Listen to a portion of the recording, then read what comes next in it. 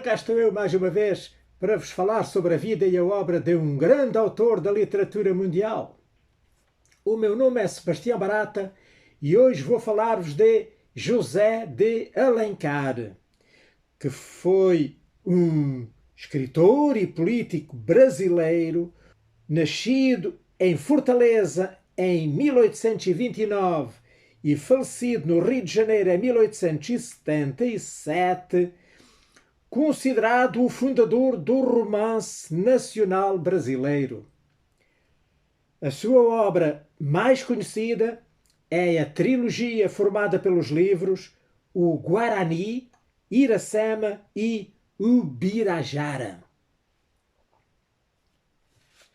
José Martiniano de Alencar nasceu a 1 de maio de 1829 em Messejana, que à época do seu nascimento gozava do estatuto de município, categoria que perdeu em 1921 quando foi integrado na cidade de Fortaleza.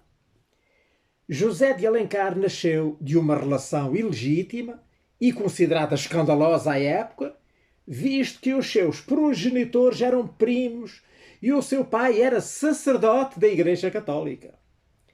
A paternidade foi reconhecida através de uma escritura de reconhecimento e perfilhação de filhos espúrios em 1859, onde ficou registado que o padre José Martiniano de Alencar, já sendo clérigo de ordens sacras, contraiu amizade ilícita e particular com Dona Ana Josefina de Alencar, sua prima em primeiro grau, e dela tem tido desde aquele tempo até 12 filhos. José de Alencar foi o primogênito do casal e herdou o nome do pai.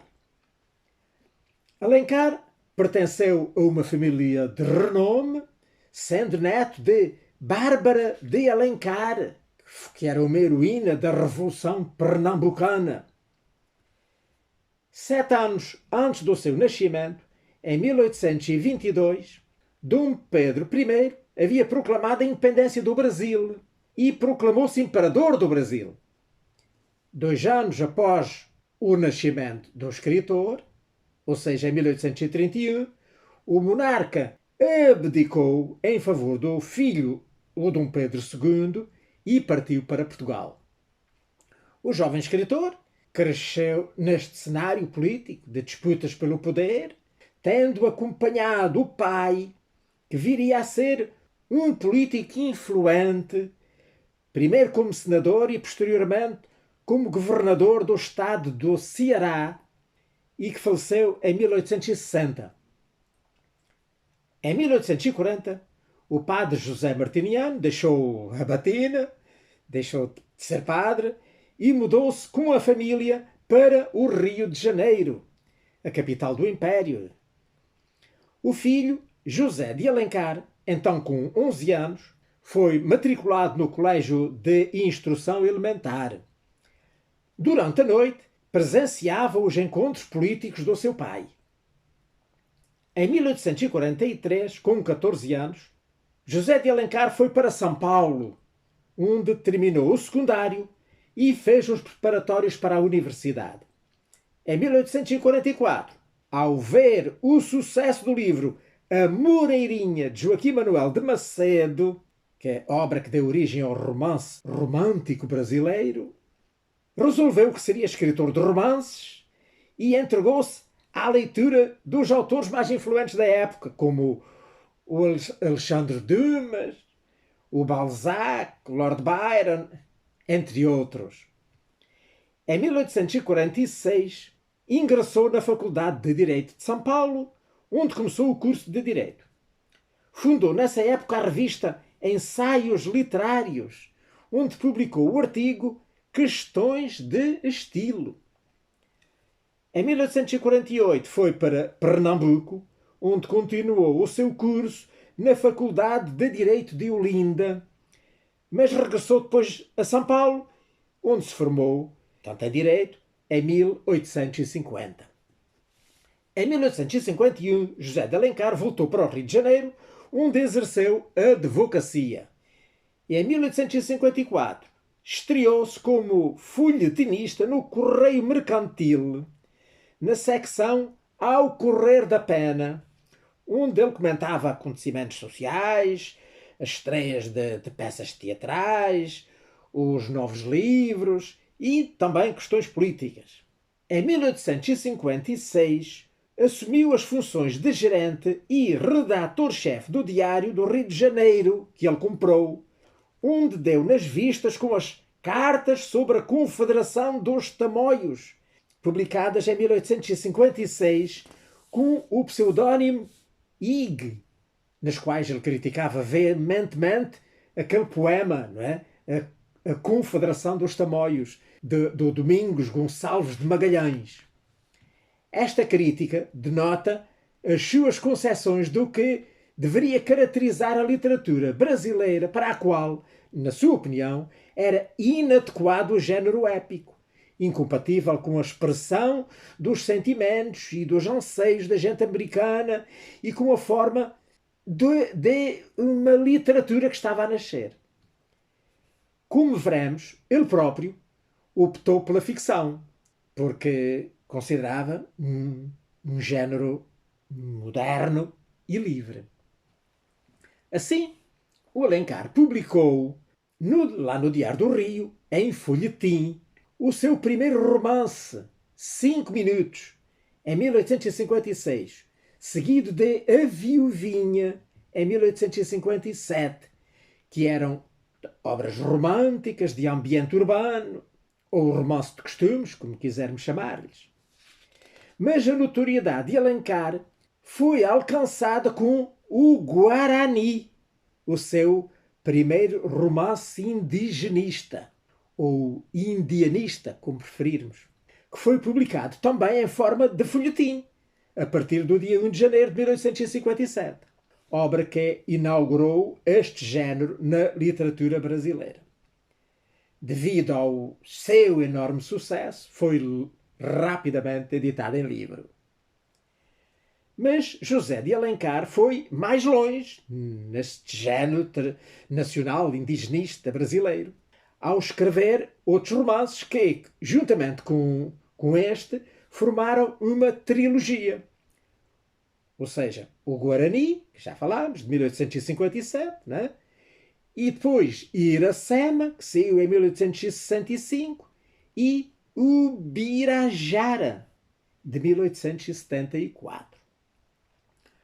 O primeiro, portanto o Guarani, fala sobre o amor romântico do índio Peri por Ceci ou Cecília, que era filha de Dom António, que ele protege da fúria da tribo Aimoré, depois do seu irmão Dom Diogo ter matado acidentalmente uma jovem índia daquela tribo. O segundo é a epopeia sobre a origem do Ceará, que tem como personagem principal a índia Iracema, que era a virgem dos lábios de mel e de cabelos tão escuros como a asa da graúna, que se apaixonou pelo jovem português Martim, de quem depois teve um filho, que foi o primeiro mulato brasileiro. O terceiro livro, cuja história se passa antes da chegada dos portugueses ao Brasil, portanto, antes da chegada do Pedro Álvares Cabral, tem por personagem o Birajara, que era um valente guerreiro indígena que, ao longo do livro, da história, vai crescendo até atingir a maioridade. Em 1859, José de Alencar abandonou o jornalismo e tornou-se chefe da Secretaria do Ministério da Justiça, onde chegou a consultor com o título de conselheiro. E em 1860, portanto, quando morreu o pai, ele ingressou na vida política como deputado da província do Ceará, sempre militando pelo Partido Conservador, desse tempo do Brasil Império, como se chamava o Brasil nesse tempo, tendo sido reeleito em 4 mandatos sucessivos. Em 1864, José de Alencar casou-se com Georgina Augusta Cochran, com quem teve 6 filhos. Em 1865 nasceu o primeiro, o Augusto de Alencar, que viria a seguir a carreira de embaixador. Em 1868, José de Alencar tornou-se ministro da Justiça no gabinete de Itaboraí. E em 1869 ele candidatou-se ao Senado do Império, mas não foi escolhido pelo imperador Dom Pedro II, com a alegação de que era ainda muito jovem. Portanto, ele tinha, na altura, 40 anos. Ele, magoado com o imperador e desiludido com a política, demitiu-se do governo e abandonou a carreira política em 1870. De acordo com Oliveira Lima, o Dom Pedro II não teria gostado de Alencar como ministro da Justiça por ele ter demitido o chefe de polícia do Pará, e cito, o qual, no exercício de suas funções, descobrira e denunciara ligações entre criminosos do Pará e habitantes do Ceará que eram influências eleitorais. Portanto, foi isto que escreveu lá o Oliveira Lima.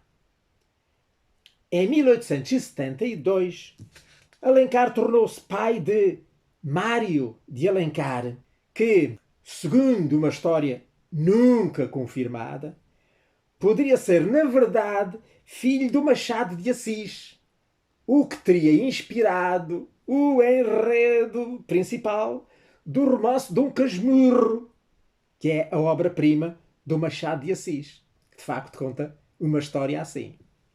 Esse filho, lá o Mário, viria depois também a ser escritor, como o pai. O José de Alencar continuou a produzir obras literárias de vários géneros. Produziu romances urbanos, como A Senhora, que saiu em 1875, e Encarnação, escrito em 1877, que foi o ano da sua morte, mas que só veio a ser divulgado depois em 1893. Romances regionalistas, né? Como O Gaúcho, de 1870, e O Sertanejo, de 1875. Como o nome diz, são romances que reproduzem costumes típicos e folclóricos da respectiva região. E romances históricos, como As Minas de Prata, de 1865, que é situado no tempo dos bandeirantes, não é? Das expedições ao interior, à procura do ouro e da prata. E A Guerra dos Mascates, que saiu em 1873. Publicou também peças de teatro, nomeadamente as peças Verso e Reverso, saiu em 1857. As Asas de um Anjo, de 1860, e A Expiação, de 1867, bem como artigos de crítica literária e política que ele continuou a publicar até ao fim da vida. O José de Alencar viajou para a Europa em 1877 para tentar um tratamento médico para a sua tuberculose, mas não teve sucesso. Voltou ao Brasil e faleceu no Rio de Janeiro, no dia 12 de dezembro desse ano, de 1877, vitimado pela doença, com 48 anos de idade. O Machado de Assis, que esteve no velório do Alencar, ficou impressionado com a pobreza em que a família vivia. Na sua coluna História de 15 Dias, que ele publicava quinzenalmente na revista Ilustração Brasileira, escreveu: toda a história destes 15 dias está resumida em um só instante e num acontecimento único: a morte de José de Alencar. Ao pé desse fúnebre sucesso, tudo mais empalidece. O corpo do escritor foi primeiramente sepultado no cemitério de São Francisco Xavier, lá no Rio de Janeiro, mas depois foi exumado e sepultado no cemitério de São João Batista, também lá no Rio de Janeiro. A sua esposa, portanto a Georgiana, faleceu 13 anos depois, ou seja, em 1913, e foi sepultada ao lado do marido. O José de Alencar não teve a honra de ser membro fundador da Academia Brasileira de Letras. Nas discussões que antecederam a fundação da Academia, o Machado de Assis, que tinha sido eleito unanimemente para o seu primeiro presidente, defendeu o nome do José de Alencar para ser o primeiro patrono, ou seja, para dominar a cadeira número 1. Infelizmente não conseguiu assim tanto, os outros académicos opuseram-se, mas conseguiu que o José de Alencar fosse nomeado o patrono da cadeira 23, da Academia. O José de Alencar foi um dos principais vultos do romantismo brasileiro e uma figura multifacetada da cultura e da política brasileira. Nos seus romances, novelas e peças de teatro, abarcou os aspectos mais variados do Brasil, nomeadamente a cultura índia, que lhe deu grande fama. Ora bem, eu iria agora falar mais das características da obra literária do Alencar. Uma característica marcante da obra do José de Alencar é o nacionalismo, tanto nos temas como nas inovações no uso da língua portuguesa. No momento de consolidação da independência, que tinha acontecido pouco antes do seu nascimento, como eu já expliquei, o Alencar representou um dos mais sinceros esforços patrióticos em povoar o Brasil com conhecimentos e com cultura próprios, em construir novos caminhos para a literatura do país, para a literatura do seu país natal. A obra de Alencar pode ser classificada segundo dois critérios distintos. Ou pelo critério geográfico, e assim teremos o Sertão do Nordeste, com o livro O Sertanejo, o litoral cearense, com o Iracema, depois o Pampa Gaúcho, com o Gaúcho, a zona rural, com os livros O Tronco DIP, de 1871, que fala da Mata Fluminense, e com Til, que saiu em 1872, que é sobre o interior paulista. Depois temos a sociedade burguesa, não é? Do tempo do reinado, do segundo reinado, do reinado de Dom Pedro II. E daí salientam-se vários livros, como o Lucília, que saiu em 1862, Diva, de 1864, A Senhora, de 1875, e pronto, os outros romances urbanos de que eu já falei logo no início da minha conversa. Podemos então classificá-los quanto à evolução histórica.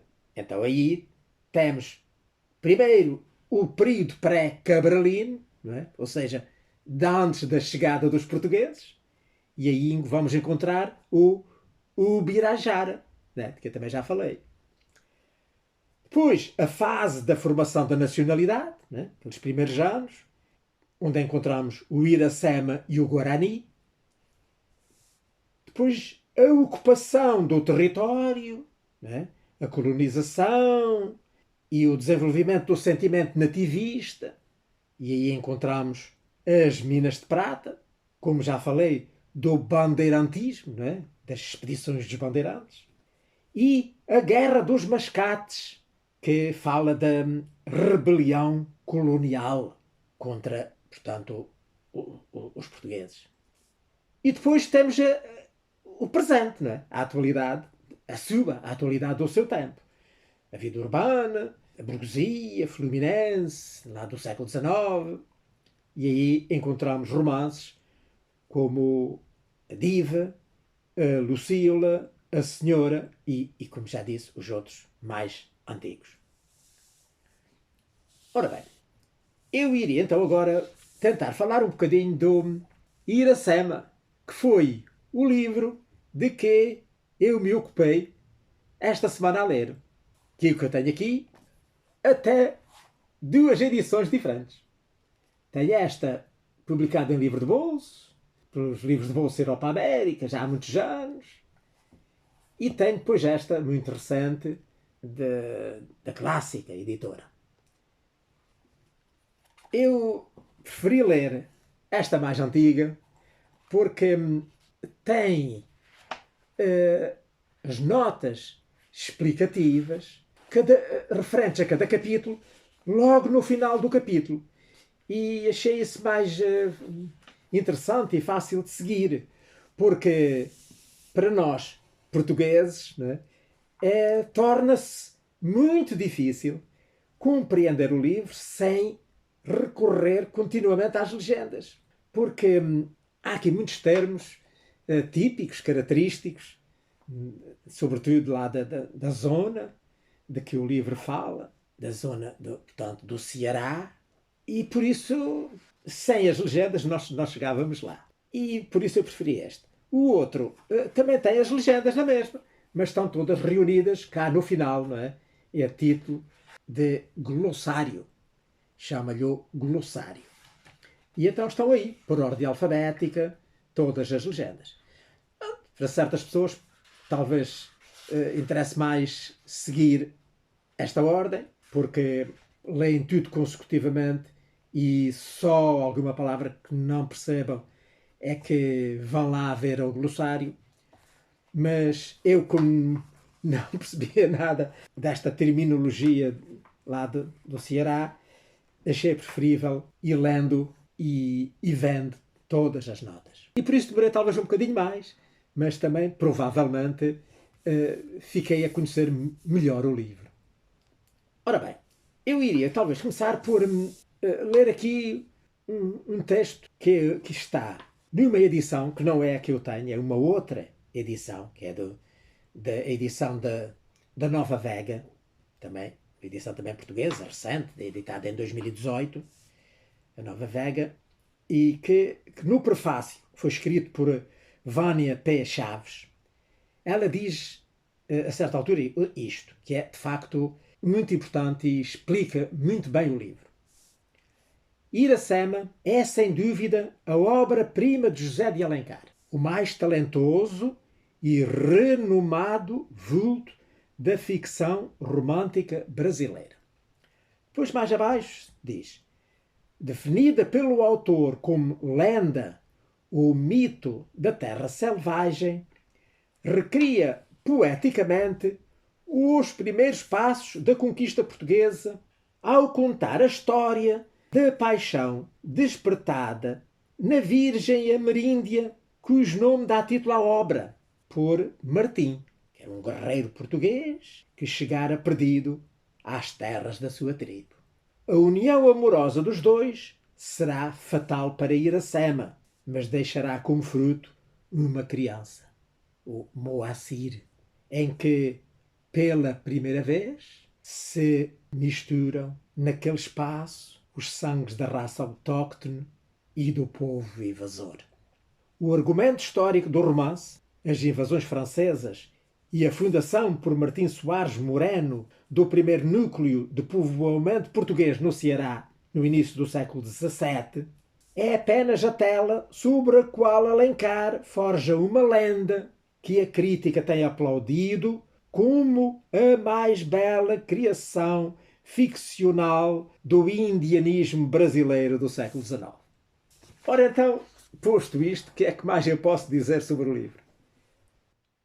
A Iracema era uma menina da tribo dos Tabajaras que era a filha de um chefe e muito, portanto, estimada lá na tribo.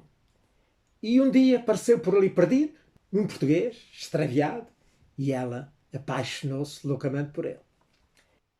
E um dia ela acaba por fugir com o seu apaixonado, o português, Martim, que era acompanhado por um seu grande amigo chamado Poti, que pertencia à tribo dos Pitiguaras, que eram uma tribo do litoral que vivia junto ao mar, e a quem lá os tabajaras chamavam potiguaras. Em vez de pitiguaras, chamavam-lhe potiguaras, que significa comedores de camarão, porque era principalmente o que eles comiam, o que pescavam. Alimentavam-se sobretudo de pesca. E então ele, na companhia do amigo, foi então residir lá para uma zona que nem era junto a uma tribo nem junto à outra, e onde fez uma cabana com a ajuda do amigo, e onde ele ficou então a residir com a sua Iracema. Entretanto, aconteceram guerras entre tribos e também contra os holandeses que disputavam com os portugueses, né, aquela zona da costa. A Iracema acabou por dar à luz um bebê, a que chamou o Moacir, né, como já eu disse ali atrás.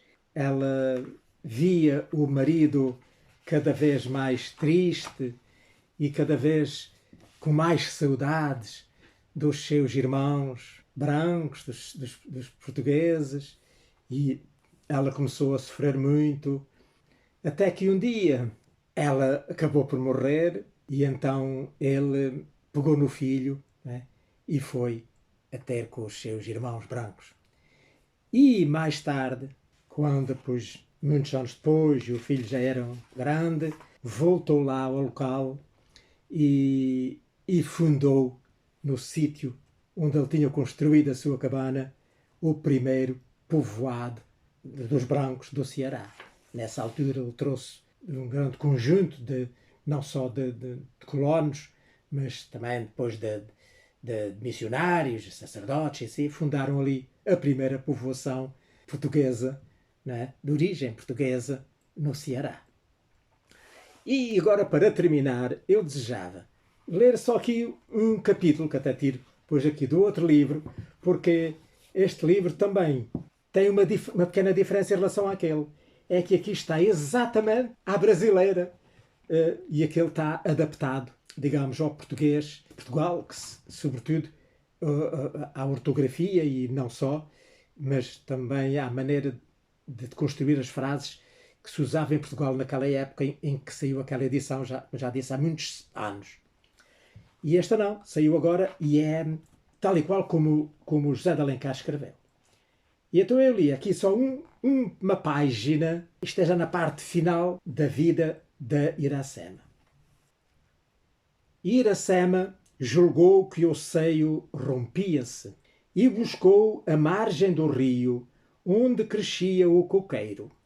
Estreitou-se com a haste da palmeira. A dor lacerou suas entranhas. Porém, logo, o choro infantil inundou todo o seu ser de júbilo. A jovem mãe, orgulhosa de tanta aventura, tomou o tenro filho nos braços e com ele arrojou-se às águas límpidas do rio. Depois suspendeu-o à teta mimosa. Seus olhos então o envolviam de tristeza e amor. Tu és Moacir, o nascido de meu sofrimento. A ará, pousada no olho do coqueiro, repetiu: Moacir! E desde então a ave amiga, em seu canto, unia ao nome da mãe o nome do filho. O inocente dormia. Iracema suspirava. A jati fabrica o mel no tronco cheiroso do sassafrás. Toda a lua das flores voa de ramo em ramo, colhendo o suco para encher os favos. Mas ela não prova sua doçura, porque a irara devora em uma noite toda a colmeia. Tua mãe também, filho da minha angústia, não beberá em teus lábios o mel do sorriso. Portanto, só aqui uma ligeira explicação. A jati, né, que aqui fala, é uma abelha, São umas abelhinhas pequenas que fabricam um mel muito saboroso, que retiram o mel do tronco cheiroso do sassafrás. O sassafrás, que é uma planta da família dos loureiros, uma laureácea, muito típica lá da América. Depois, portanto, diz que a Jati faz os favos, não é, com o mel do sassafrás, mas que ela não vai provar a sua doçura, porque a irara devora numa noite toda a colmeia. Portanto, é um animal que se alimenta com o mel das colmeias e é uma predadora das colmeias. E assim como a Jati não vai provar o seu próprio mel, também ela não vai ver o seu filho crescer e ser um homem e não vai ter a felicidade de ver isso. Pronto, por aqui me fico. Espero que tenham gostado hoje desta conversa sobre o José de Alencar, o grande criador do romance indígena brasileiro. Espero voltar na próxima semana para vos falar de um outro autor, de outro grande autor da literatura mundial. Assim eu tenho vida e saúde para isso. Ora, passem muito bem.